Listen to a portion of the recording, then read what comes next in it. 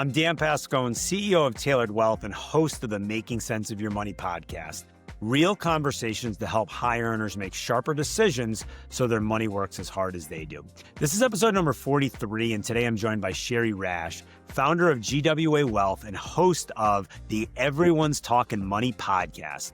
We dive into how she helps single women and members of the LGBT plus community build confidence in their financial lives, why money isn't math, it's emotion, and how shifting that mindset changes everything. Before we dive in, make sure you're subscribed on your favorite platform. And if you find the show valuable, I'd really appreciate you leaving a quick review. Thanks so much and enjoy. Brought to you by Tailored Wealth, helping business leaders live their version of a rich life. Welcome to another edition of the Making Sense of Your Money podcast, where we cut through the financial noise and help business leaders to make smart, confident money decisions.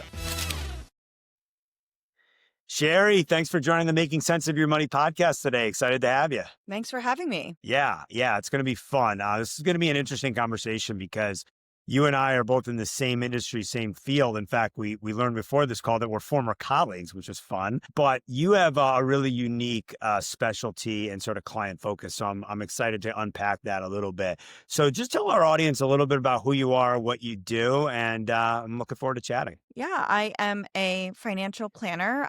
Founded my firm GWA Wealth about 6 years ago, created with the intention of serving single women and members of the LGBT plus community. I've been in financial services my entire career, and I also have a podcast called Everyone's Talking Money. Very cool. Very cool. We're gonna talk about all of those things today, which is going to be fun. Tell us a little bit about, there's a lot of financial advisors and planners out there, but I love how specific you are to the subset of folks that you serve and that you help. So tell us what led you to serve single women in the LGBT plus community.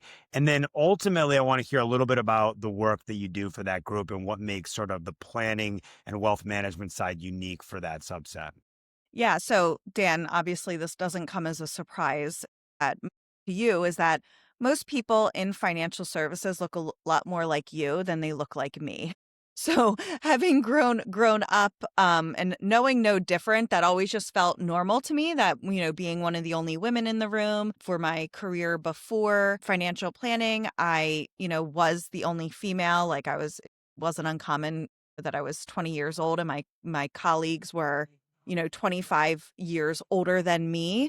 So I was kind of always used to being the only woman in the room, and that just seemed normal. But throughout my career, I always kind of noticed that I did things just a little bit differently when it came to my counterparts, and I spoke just a little bit differently than they did. Again, what I wasn't thinking too much about it, I just realized it. Then when I started my practice, I ended up taking over a advisor's practice that was retiring, and he a male, older male in the industry, and I ended up taking over his practice, and he did not necessarily have a total niche that he worked with. It was kind of anyone and everyone.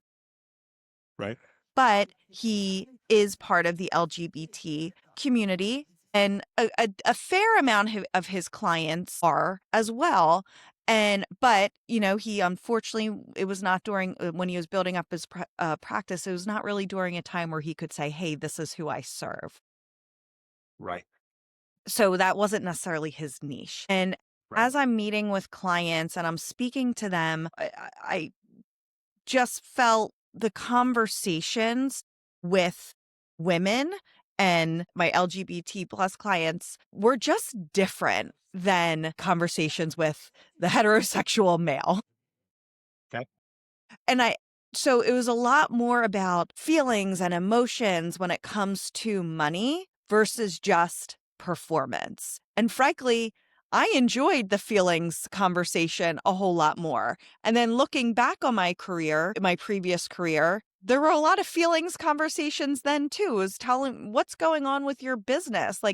What are your pain points? What do your clients need? What are your struggles? And helping to find solutions based off of that versus just here's my widget. My widget's really great.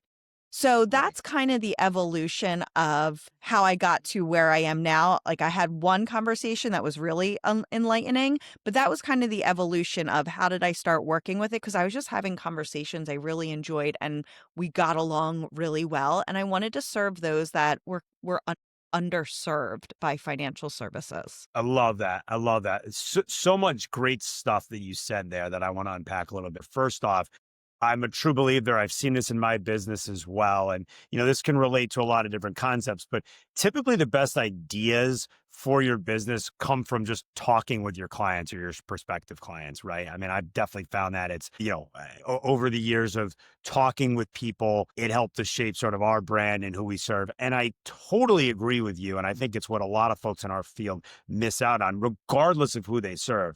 But the emotions behind money is real, right? And I am a big, big proponent of that. I've had a few guests on the podcast that have been able to unpack that. We had a financial therapist on a couple of months ago, and he really went deep on that. And I thought that was really, really enlightening.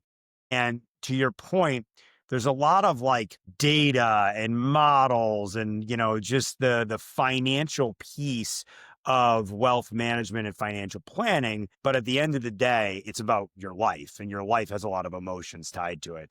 So I'm interested to unpack that a little bit more. But first, I just want to understand, so you take over this practice, right, which is not uncommon in our business, and you sort of identify this niche, and it seems like it's just like a group that you enjoyed working with, and frankly, when you have a fairly unique niche, it is good from a business perspective as well, because you're more specialized and people know who to look for and whatnot. But like, ultimately, was it just the fact that you enjoyed working with these folks and you felt like they had unique challenges? Was that what made you sort of specialize within the group that you do today? Well, first I said I'm going to work with women. I want to work with women. I'm a Okay. woman. It made sense, right? I laugh at the other advisors, like male advisors that are like, I want to work with women. And it's like, really? Do you, or do you want to because there's $30 trillion that or it's coming women's way in the next decade or two. But Sure. aside from that, but I was just like, I mean, I want to it kind of looked at this career transition as I used to travel a lot, woke up in a different city every day, thousands of nights in a hotel room.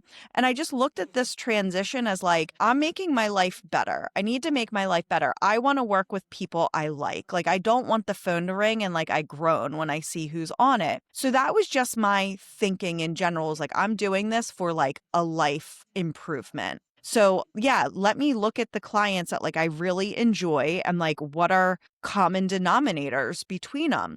But I wanted to work with women because women are underserved when 85% of the financial planning industry is male. Like they're obviously, if a woman is seeking out advice, she's going to have a harder time finding someone that just is the same gender as her, right? So like, to me, like that made sense. Like, I want to be a go-to for that. I just feel familiar to someone, right? But then I realized, after having a lot of conversations with just like women in general, there's a lot of women that don't want anything to do with their money. And I can convince them all day long, or try to convince them till I'm blue in the face, like, no, you should participate. And like, for a while, that kind of became my mission of like trying to convince women that no, you should know what's going on. You don't need to watch CNBC every morning and know what the futures are doing, but you at least need Right. to know where the money is. But it's like, if I heard it once, I heard it 15,000 times. Like, oh, my husband manages everything and he has this spreadsheet and he tracks everything and it's so great and blah, blah, blah. And it's like, comes to a point where like, I need to know what the limitations are. So I'm like, okay, well, maybe women isn't the answer, right? Like, and also like how broad, like 50% of the population is who I'm going to work with, The right? population, right. Yeah. So like, that's not a very good niche, although like we still think that that's a niche. So I'm like, okay, well, like, let me think about this more. And again, I went back to my client base and I'm like, well, who am I already working with when it comes to women? And I looked at like their ages. Are they single or married, gay or straight? Do they have children? What about them? And then it wasn't until I had a conversation with a husband and wife client that I have, who I enjoy them, I like them, but the husband was just giving me, he was putting out his peacock feathers, if you will. Okay. I managed the wife's money. He managed his own money. So like I worked Okay. directly with the wife and he did his stuff on his own. And he's made a couple of good stock picks. But Dan, as you know, you only hear about the good picks. You never hear about the Yeah. bad picks. Oh, yeah. Oh, yeah. But so he's made a couple of good picks, and so he fancies himself as an investing genius. And it was like no matter what I said, like I was not going to be able to show him any different. And then it was getting to the point where it was like super confusing for his wife because it's like, wait, I like Shari. Shari's makes me feel good. She's having the conversations I want to have. The performance does back it up too, right? My account's growing, we're on track to achieve my goals, but it's kind of like a devil angel type of thing. Like I'm really feeling pulled in two different directions because my husband says one thing and then Shari's saying, could be saying the same thing, but like I don't want to. He's telling me I should manage my own money. I don't want to manage my own money. Like I could just feel the struggle, and it was like that's just not something I want to deal with, and it's not fair to the end user. So I'm like, you know what? Let's just remove men from the entire scenario. Like, I want to work with single women. I want to work with single women because one, likely they don't know who they can turn to. They may be going to their dad or uncle or well-meaning friend for advice. But at the end of the day, that dad or uncle or friend is speaking a completely different language to the woman. They're speaking about performance. They're speaking about stocks and, oh, you just do this and da, da, da, da, da. And it makes it all sound so easy. And she's leaving this conversation going, I have no idea what they just said to me. I must be terrible at this. And no, you're not terrible at it. You're just speaking two completely different languages. So my goal is to be for that single woman, her resource, her go-to that speaks her language so she can have confidence in her financial future. I love it. I love it. As a man, I think I can say this, and I'll caveat it with, as a man who understands that I'm where I am personally and professionally because of a bunch of great women along the way. I think there are times when if we just remove the male from the equation in society, we would have been better off, frankly. So that was funny. And I like your, those of us that are in financial services have heard all too many times two things that you just said there. My husband's got a spreadsheet. I've heard it a million times, and I've had a couple of great stock picks. So I'm interested about this one client scenario. And I love to unpack this a little bit. I imagine they had separate finances when you started working with the wife in this case. They run everything completely separately. They do everything separately, which it works for them so great. So that's why she came to me, because it's like, I know, and Right. here's another thing that all of my clients say to me, I know enough to know I don't know everything. Like I know I'm not going to do this for myself. And my clients are what I call accidental millionaires. They may not have $1 million Yeah. yet, but they are well on their way. They've done the right things, but everything they've done has always had a question mark at the end of it. Like, I think I'm doing the right thing. I don't know I'm doing the right thing. Like, I'm saving, I'm doing, I think, what I'm supposed to do. And now they've come to me going, I've gotten this far on like a wish and a dream. I think can you just help me so I know I'm doing the right thing? And that's what she came to me with. I think I've done well. And I'm like, yeah, you have. You've done awesome. So let's take what you've done and like, let's make it better. And so, yeah, everything was separate. And then it was like after a few meetings, that's when her husband came into the picture and then started planning all of this doubt because he's just thinking she can do what he does, pick the stocks. It's so easy, or you can do this yourself. And also speaking performance numbers when it's like performance 17% I don't have 17% isn't a feeling. Like, I don't know what that is. Is that good? Like, am I doing well? Am I on pace to achieve my goals? And that's what was missing from the conversation prior to her meeting me. Yeah, 100%. I mean, listen, 17%, whether it's good, bad, or indifferent, doesn't do anything for your life. I mean, at the end of the day, just logically, that does nothing for you. There's a whole lot more to our businesses, than performance. All right. So help me now understand, let's go a level deeper. What are the unique challenges that specifically you found single women and the LGBT plus community face from a financial planning, financial wellness, and overall wealth management perspective? Well, the first is like they don't feel like there's representation for them. Whenever we come Sure. through scenarios, it's always a husband and wife, husband and wife, husband and wife. No advisors when going through case studies or anything go single woman. And if it is, it's divorced or widowed. Well, what about never choosing to be married? Right? What about that? Like that's not represented. And then also, so for single women, a woman that is single, never was married, where is that representation? And we don't see that a lot in financial services. Same thing for the LGBT community is that we don't hear husband and husband, wife and wife. We don't hear that come up. So just giving them a place of like, this is you, this is your scenario. And also they might not have children. So like a lot of financial planning is children leaving a legacy, passing money on to the next generation. Well, what if there is no next generation? What do we do then? What are those conversations? So it's just a lot of the conversations aren't built for who my clients are. Yeah. Yeah, that makes a lot of sense. I want you to go back to the piece around emotions and money, because I think that's a really, really interesting topic we can talk for days about. What have you found, like highlight some of the successes that you found using this sort of mindset instead of leading with, financial products or infrastructure or whatever the case may be. It sounds like, the initial offering is really about understanding what money means to you in your life, which I'm really, really passionate about. It's frankly, I always tell new clients, it's what gets me out of bed in the morning. So tell me a little bit about how you feel about that personally, and then what experiences you've seen and throughout your client, Yeah, I mean, for right now I'm doing annual reviews and I don't Okay. have I use Google. Like I love Google. I use Google Drive, Google Docs for everything. I Yeah. don't use reporting. I don't one I work virtually with my clients, so I'm never plopping a big report in front of them.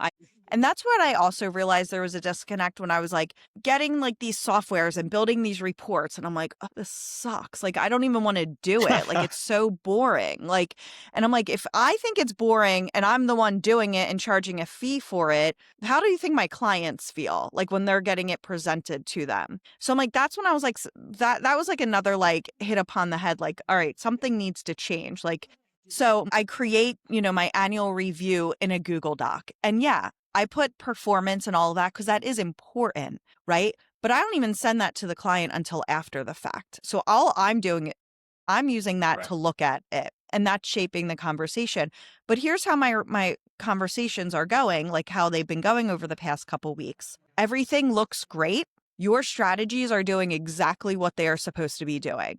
I am very happy with what I am seeing. I'm going to make a couple of tweaks just because I think, things could look a little bit better, for example, or I'll say I'm not making any changes because I'm super happy with everything. But I'm happy. And then they're like, if you're happy, I'm happy. And like, that's like, great. Right. What's going on with your life? What are we planning for? What's next year look like? And that's the conversation. Like, are they going to get the performance? Yeah. Do I talk about what a benchmark is? Nope. They have no idea what that is because all they know is that Right. Shari's happy. My accounts are doing what I'm supposed to be doing, what they're supposed to be doing. And we're going to keep on keeping on because at the end of the day, that's all that matters. If I were to say your accounts have done 17%, they outpaced the benchmark by 50 basis points, like what? What does that even mean? Like no one's leaving that meeting feeling fulfilled or feeling confident. Yeah, I couldn't agree more.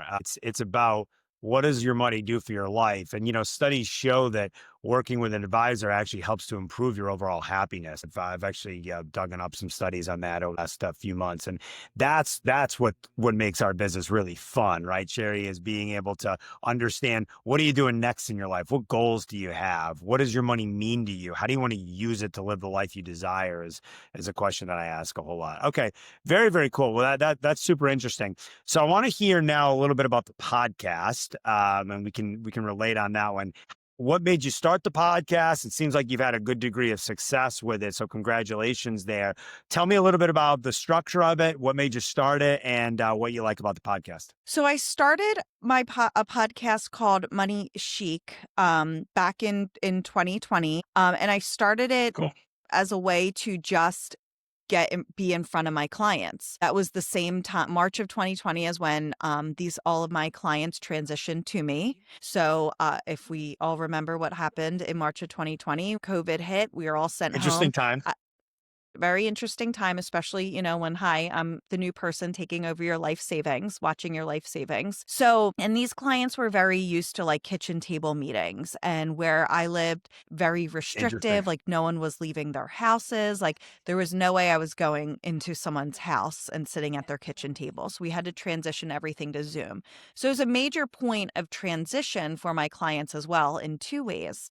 Now, like, it's a new person, and the way she is speaking with us is completely different than what we are used to. So I'm all about efficiency and how can I make things like easier and add more value.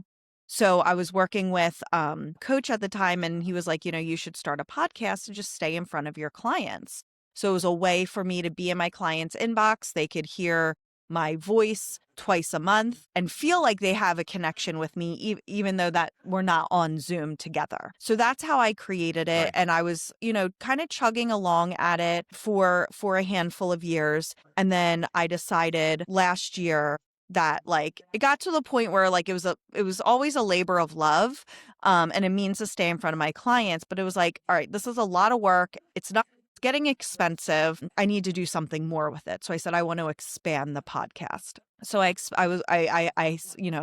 set off last year with that intention, and I was being interviewed on the Everyone's Talking Money podcast, which is now my podcast, but I was being interviewed on it. Shauna Game was the former host, and she was interviewing me, and we just ended up becoming friends afterwards. Cool. So we were friends, we stayed in touch, and she was helping me with my podcast. And then earlier this year, she said, she's had the podcast for 10 years and she wanted to change. She wanted to make a change, and she wanted to know if I wanted to take over the podcast because, Cool. She put so much effort into it for 10 years, built up a great audience, a great following, and didn't want it to just go away.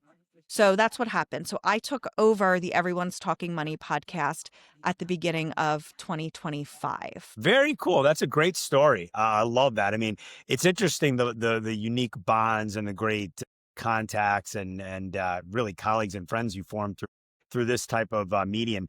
So tell us a little bit about, for those that haven't listened, what's the format like? Do you do it yourself? Do you bring on guests? Tell us a little bit about what to expect from the Everyone's Talking Money podcast. Yep. So it's a lot of content. I release 2 episodes a week. It was 3 episodes a week. I had to drop it down just for my own sanity. And also I was worried that it was content overload. I wanted because I work so hard on each episode, I wanted all episodes to get the attention it deserves. So 2 times a week, Tuesdays and Thursdays, I drop episodes, and I have solo episodes where I'm just talking about some, whatever's on my mind at that point in time when it comes to money.